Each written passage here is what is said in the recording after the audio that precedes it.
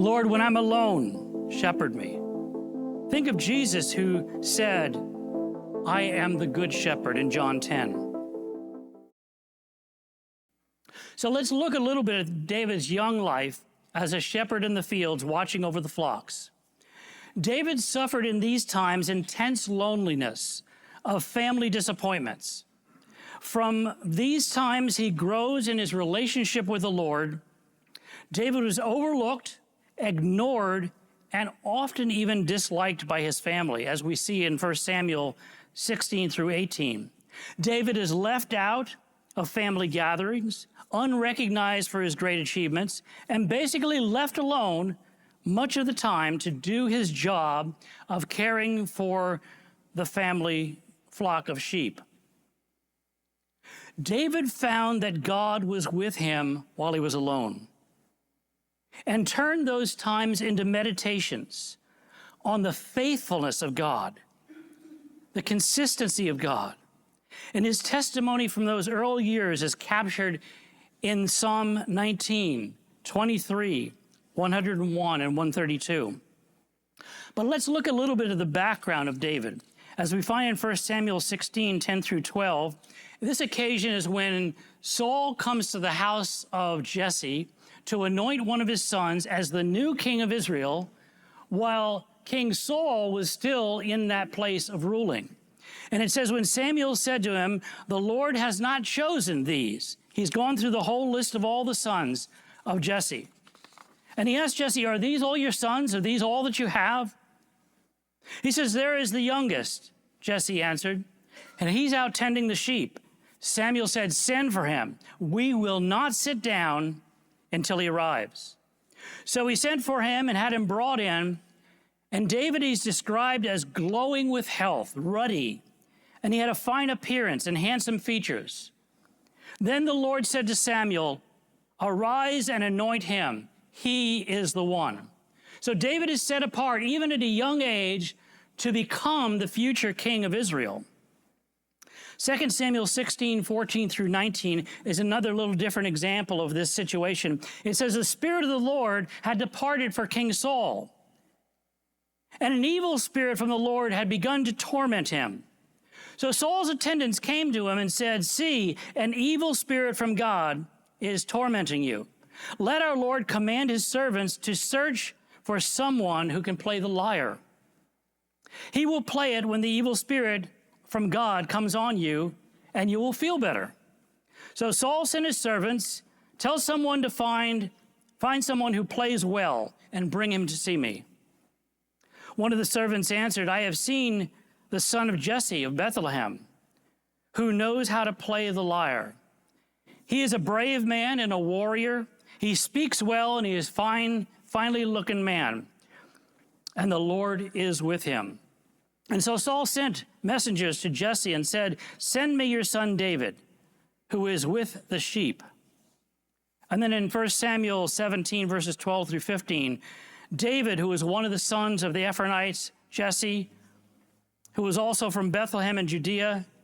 Jesse had 8 sons, and in Saul's time, he was very old. Jesse had his 3 oldest sons were following Saul in war. David was the youngest, and the 3 oldest followed Saul, but David went back and forth between Saul and then to tend his father's sheep in Bethlehem. 1 Samuel 17 tells us this. It says, David said to Saul, your servant has been keeping his father's sheep, and when a lion or bear comes and carried off the sheep from the flock, I went after it, and I rescued the sheep from its mouth. And when it turned on me, I seized it by its hair and struck it and killed it. Your servant killed both the lion and the bear. So here we see David as a shepherd of sheep. And by contrast, let's look at the life of Saul. In 1 Samuel verses 1 through 3, it says, there was a Benjaminite, a man of standing, whose name was Kish. And Kish had a young son named Saul, handsome young man, and he was a head taller than anyone else.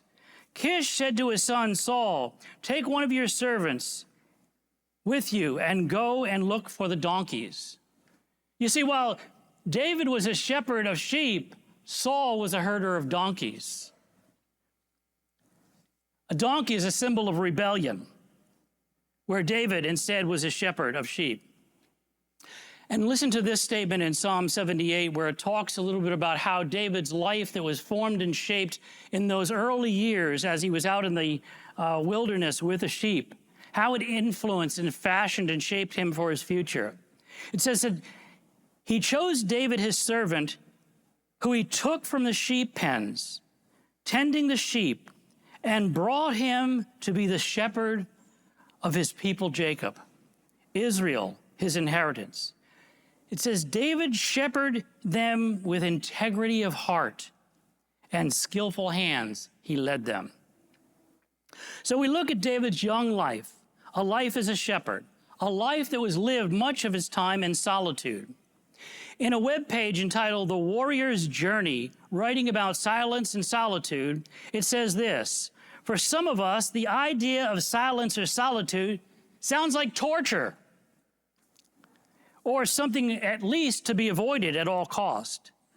Most of us try to avoid feeling alone or isolated. Why would anyone actually choose to be silent or to be alone?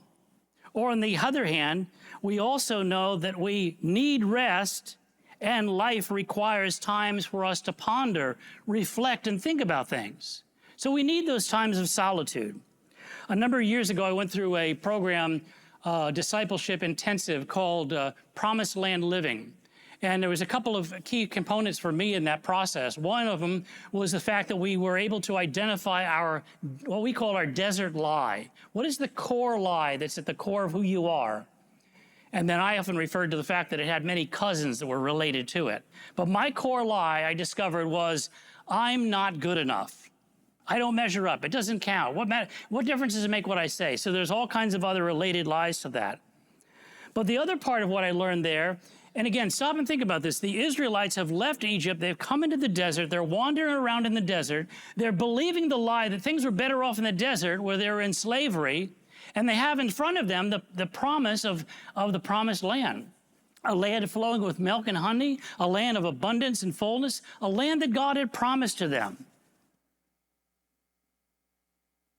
And so I began to discover that God's heart for me in the promised land was investing loyally, processing in solitude, a believing listener, and serving in partnership. It really described the core of who I am, even before I came into relationship with Christ, but it's the essence of who I was.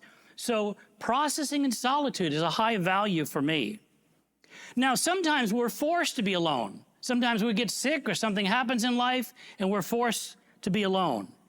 But sometimes we also seek to be alone. Jesus also had this pattern of spending time alone to listen and talk with the Father. You see, solitude brings reward. It says in Matthew 6:6, then your Father who sees what is done in secret will reward you. We remember from Psalm 91:1, he that dwells in the secret place of the Most High God will abide under the shadow of the Almighty. Or whoever dwells in his shelter of the Most High will rest in the shadow of the Almighty. So God calls us to a place where we can rest and experience the rewards and the benefits of that. In an article by Sean Bess, it says that the word solitude has many connotations: silence, seclusion, being alone, etc. But solitude is held in high value in Scripture. It is seen as an aspiration. It is often romanticized by the authors. David wrote in Psalm 55:6, if only I had wings like a dove, I would fly away and find rest.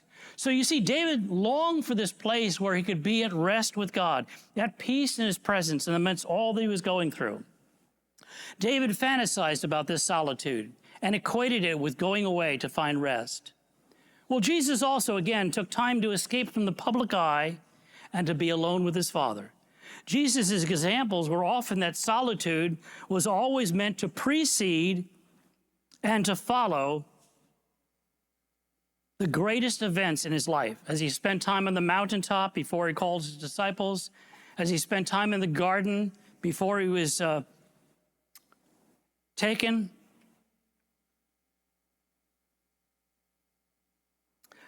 It's apparent that true intimacy with the Father is achieved only in part by devoting oneself to a rhythm of solitude. David experienced periods of solitude and loneliness throughout his life, but he also used these times to grow in his relationship with God. David used his times alone to pray and to write poems, became songs, hymns of the early followers of God. David found hope in God and believed that God was enough for him, even though he was going through difficult times. David's relationship with God grew out of those times alone, and David found that God was with him while he was alone as a young shepherd, writing Psalm 19 and 23. He turned his times of meditation into reflections on the faithfulness of God. Listen to the words from Psalm 19. And there are three choices that we need to make that are reflected here. The first is to learn to meditate on God's character. And so here David writes, "The heavens declare the glory of God. The skies proclaim the work of his hands. Day after day they pour forth speech, and night after night they reveal knowledge. They have no speech. They use no words. No sound is heard from them. Yet the voice goes out into all the earth, their words to the ends of the world. In the heaven, God has pitched a tent for the sun. It is like a bridegroom coming out of his chamber, like a champion rejoicing to run his course. It rises on one end of the heavens and makes its circuit to the other. Nothing is deprived of its warmth." And then in verses, so in verses 7 through 11, he describes there learning to listen to God's voice. "The law of the Lord is perfect, refreshing the soul. The statutes of the Lord are trustworthy, making wise the simple. The precepts of the Lord are right, giving joy to the heart. The commands of the Lord are radiant, giving light to the eyes. The fear of the Lord is pure, enduring forever. The decrees of the Lord are firm, and all of them are righteous. They are more precious than gold, than much pure gold. They are sweeter than honey, the honey of the honeycomb. By them your servant is warned to keep them, and there is great reward." And then in verses 12 through 14, he talks about learning to fear God's disapproval when you're alone. "But who cannot discern his own errors? Who cannot discern his own errors? Forgive my hidden faults. Keep your servant from willful sins, that they may not rule over you. Then I will be blameless, innocent of great transgression. May the words of my mouth and the meditations of my heart be pleasing in your sight, O Lord, my rock and my redeemer." And then we reflect on another of those early Psalms, Psalm 23, that David wrote while he was caring for his sheep in the field. David writes the words, "The Lord is my shepherd. Lord, when I'm alone, shepherd me." Think of Jesus who said, "I am the good shepherd" in John 10. "I shall not want," David wrote. "Lord, when I'm alone, satisfy me." Think of Jesus who said, "Whoever comes to me will never go hungry or thirst." David writes, "He makes me to lie down in green pastures." Lord, when I'm alone, rest me. Think of Jesus who said, and I will give you rest in Matthew 11. David writes, he leads me beside the quiet waters. Lord, when I'm alone, lead me. Think of Jesus who said, I am the way. David writes, he restores my soul. When I'm alone, restore me. Think of Jesus who said, I have come that you might have life and have it abundantly. David writes the words, he leads me in the paths of righteousness for his name's sake. Lord, when I'm alone, sanctify me. Think of Jesus' words, I will sanctify you through my word, John 17. And David writes, yea, though I walk through the valley of the shadow of death, Lord, when I'm alone, walk with me.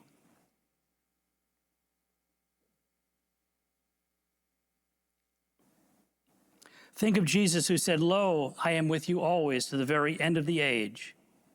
David writes, I will fear no evil. Lord, when I'm alone, protect me. Think of Jesus who said, fear not. For you are with me, David writes. When I'm alone, remind me.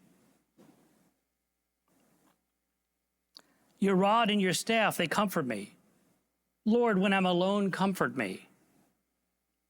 You prepare a table before me in the presence of my enemies. Lord, when I'm alone, calm me.